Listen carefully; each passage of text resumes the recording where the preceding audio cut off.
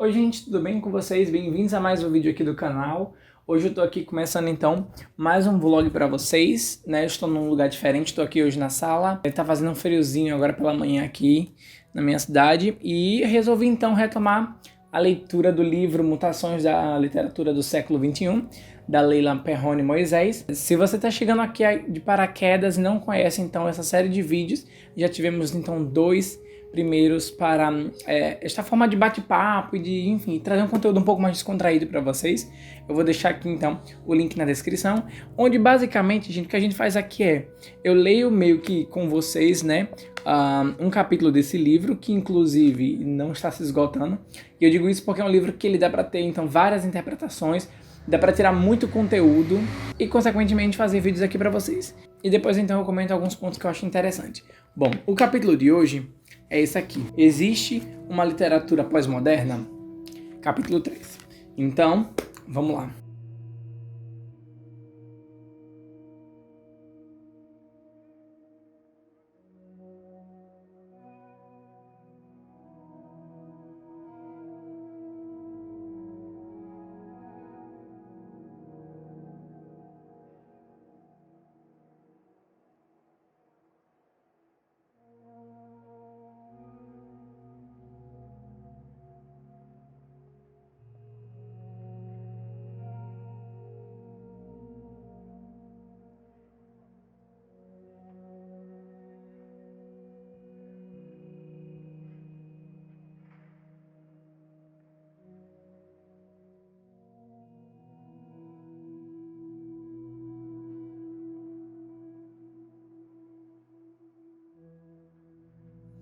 Bom, dando a primeira pausa aqui, eu estou na página 41.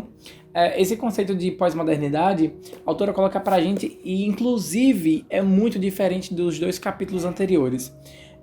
O que ela coloca aqui como pontos de partida, então, é a diferença entre o pós-modernismo e a pós-modernidade. Ela entra nessa questão do pós-modernismo como uma questão de literatura de fato, dessa cultura literária, os ensinamentos que a literatura permeia, e como a pós-modernidade, no caso, é esse período histórico no qual nós estamos vivendo. Como nós estamos ainda no início do século XXI, ela não consegue precisar exatamente qual seria, então, o que caracterizaria essa pós-modernidade, né? Não apenas se tratando de literatura, mas também de sociedade. Ela cita aqui alguns casos de conflitos históricos que, enfim, são bem marcantes, por exemplo, os Gulag, as revoluções socialistas, pensando aqui agora por opinião própria, a própria Guerra Fria, né, que foi então esse conflito ideológico entre nações e que obviamente tem impactos mundiais. E a gente segue então num capítulo um tanto quanto mais histórico e político do que tão literário, como eram os anteriores.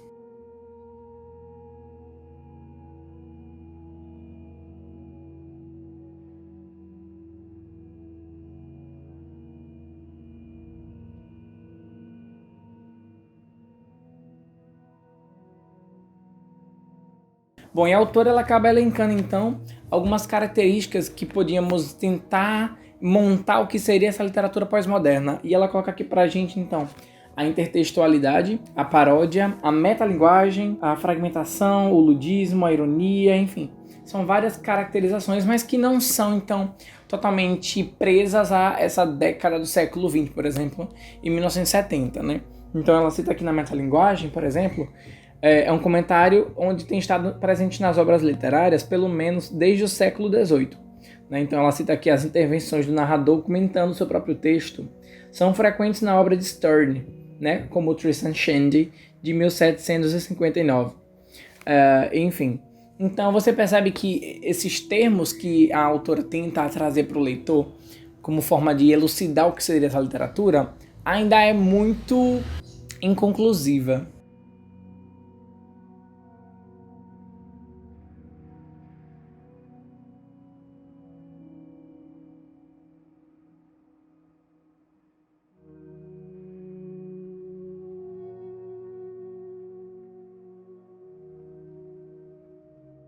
A definição da literatura pós-moderna, como eu falei, ainda está sendo, enfim, está em processo, e para alguns autores bem consagrados esse termo é um tanto quanto banalizado, talvez, simplificado demais.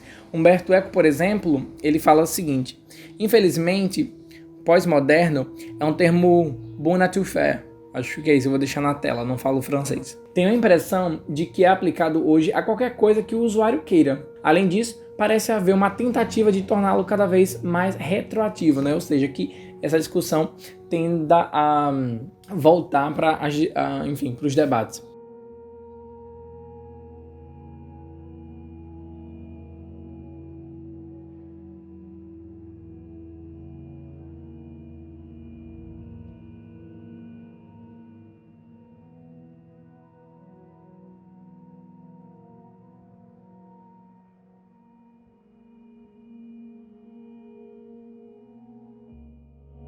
Bom, seguindo aqui nesse campo impreciso, o que a autora também está falando aqui para a gente é como o contexto no qual nós estamos inseridos, né? Então, o início do século, né? Nós estamos apenas na segunda década, né, do século XXI, como o que chamamos hoje de pós-modernidade seria, então, a literatura contemporânea, né? Então, o que está sendo produzido no momento. Ela fala sobre os autores que, então, através, né, do uso da internet, dos meios digitais, conseguem, então, se autopromover através de publicações. Ela fala que, por mais que a modernidade no século passado tenha vindo, o modernismo, aliás, tenha vindo para romper com as ideias classicistas da literatura, a literatura contemporânea, em contrapartida, se faz de uma forma bem diferente do que estava sendo produzido no século passado, mas ainda assim mantém, então, seus padrões no que diz respeito à estética, né? Então, por exemplo, padrões na escrita são mais observados teoricamente por parte desses autores, principalmente como uma forma de fazer com que as editoras os vejam, entende? Então, por isso que é muito importante o autor se ater à forma como ele escreve o livro, né? Então, o uso adequado da linguagem, o estilo de linguagem, porque mesmo que esse debate das formas estéticas da escrita seja algo recorrente, alguns padrões merecem então ser tão valorizados e perpetuados, né? Enfim, esse capítulo aqui ele é um capítulo um tanto quanto filosófico, eu diria. A coisa muda de figura assim a cada página lida. Bom, aqui na página 47 nós temos outra quote do Humberto Eco, e essa quote aqui eu já li, inclusive, num livro chamado Os 6 Passeios pelos Bosques da Ficção, né, do autor. Eu vou deixar o link aqui embaixo do vídeo, onde ele fala sobre a multiplicidade que a literatura tem. Então, os gêneros que hoje nós conhecemos, os subgêneros, e como aqueles que ainda na literatura impressa, né, na produção impressa, se faz muito presente. Então ele cita aqui, por exemplo, a literatura dita séria, entre aspas, aquela que ainda recebe prêmios, a literatura difícil, destinada a um público restrito, a literatura de entretenimento, a literatura de autoajuda, e enfim, e ele esquematiza então essa literatura baseada em dois pontos chaves, né? 2 pontos específicos, que é então o tipo de leitor. Ele fala muito sobre o leitor de nível 1 e o leitor de nível 2. O leitor de nível 1 ele vai chamar aqui de leitor semântico, né? Então é um leitor onde vai ter como objetivo a sua experiência literária, digamos assim, ler o livro para saber o que é que vai acontecer no final e parar por aí. O leitor de nível 2, que é o chamado então leitor semiótico, é aquele leitor que já vai para a leitura do livro com uma visão mais crítica. Ele vê além da história, né? Ele vê o texto, ele vê o estilo do autor, ele vê como o narrador se sobressai no livro, se ele se sobressai. E ele fala aqui: para transformar-se em leitor de segundo nível, é preciso ler muitas vezes. Certas histórias deve-se lê-las ao infinito. É o que eu falei dos livros que são então inesgotáveis, né? Que é aquele tipo de livro que você termina de ler e você sabe que em algum momento da vida você irá relê-lo. No vídeo sobre os 6 passeios pelos bosques da ficção, que é um vídeo assim que eu tive muito prazer em fazê-lo, é um livro onde o próprio autor que dá então essas conferências, ele fala sobre a importância da gente reler os livros que a gente gosta, né? São livros que trazem então informações muito importantes, a gente consegue tirar reflexões assim essenciais e faz a gente pensar também qual é o nível de leitor que nós somos. Será que você é aquele leitor que vai para a experiência literária apenas para ver o que acontece? Ou será que o texto ali nas entrelinhas tem alguma coisa a mais? Isso é muito bacana.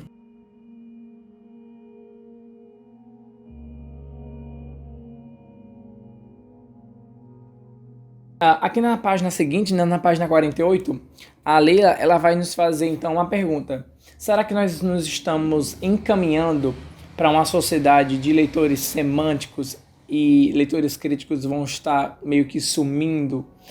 Sumir por completo, obviamente que eles não irão, mas ela faz essa comparação. Ela fala que nas mídias eletrônicas o nível de leitores críticos cresce exorbitantemente, e hoje eu consigo ver isso mais como uma forma de visualizar que o nosso país, por ser um país completamente desigual, onde não tem educação como prioridade, contribui muito para que haja uma cultura do pensamento crítico, né? E isso eu digo de base.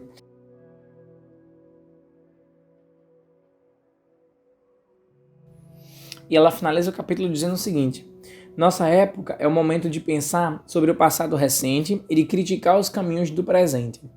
Só depois dessa fase poderão surgir então pensamentos novos e deixaremos de vê-la como pós para vê-la como pré, alguma coisa que ainda ignoramos.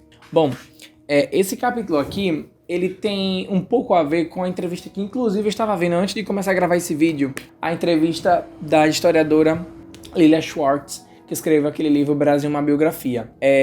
Quando ela fala sobre essa questão do termo pós-modernidade ainda está sendo perene, ainda está sendo debatido na sociedade, e agora finalizando o capítulo, eu vejo muito como uma forma da gente não esquecer o que aconteceu.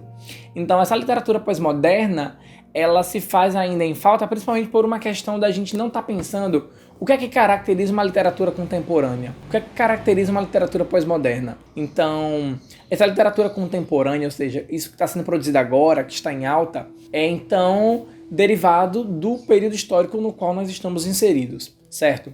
Então, antes da gente tentar elencar o conceito de uma literatura de agora, primeiro a gente tem que entender o porquê ela chegou onde chegou. Então, a Lilia Perrone, ela fala aqui: segundo Roland Barthes, qual é o sentido do mundo para a literatura? Mas esse não é o ponto. O ponto é, eis o mundo, existe sentido nele? Então é isso. É a gente ter noção de que o contexto no qual nós estamos vivendo hoje, ele vai criar certas pontes para outros assuntos, e a literatura ela vai se perpetuar dentro desses meios, né? Então, existe uma literatura pós-moderna? Como é que a gente pode definir um pós, sendo que nós estamos vivendo ainda dentro dela, né? Dentro desse pré? Então, eu vejo muito essa ligação com história da própria Lilia, né? Essa entrevista para a CNN, ela fala muito sobre como a história ela tende a lembrar muita coisa, mas para a gente lembrar, a gente precisou esquecer de certas coisas. Então, a literatura talvez se enquadre nisso também, né? Eu acho que antes da gente querer definir algo como uma caixa fechada, a gente precisa entender o que é que veio antes. Então é isso, gente. Esse foi um capítulo mais curto. Talvez tenha ficado um pouco confuso em alguns pontos, mas caso você tenha alguma dúvida, deixa pra mim nos comentários. E é isso. No próximo vídeo nós vamos conversar então sobre o capítulo 4, chamado A Literatura como Herança. Esse aqui eu tô ansioso. Se você gostou do vídeo, compartilha com seus amigos, vê os outros vídeos aqui do canal. Recentemente eu fiz um vídeo sobre o livro As Vias Abertas da América Latina, do Eduardo Galeano, um livro maravilhoso, você precisa ver aquele vídeo. E é isso, se inscreva no canal, ative as notificações e até a próxima. Tchau!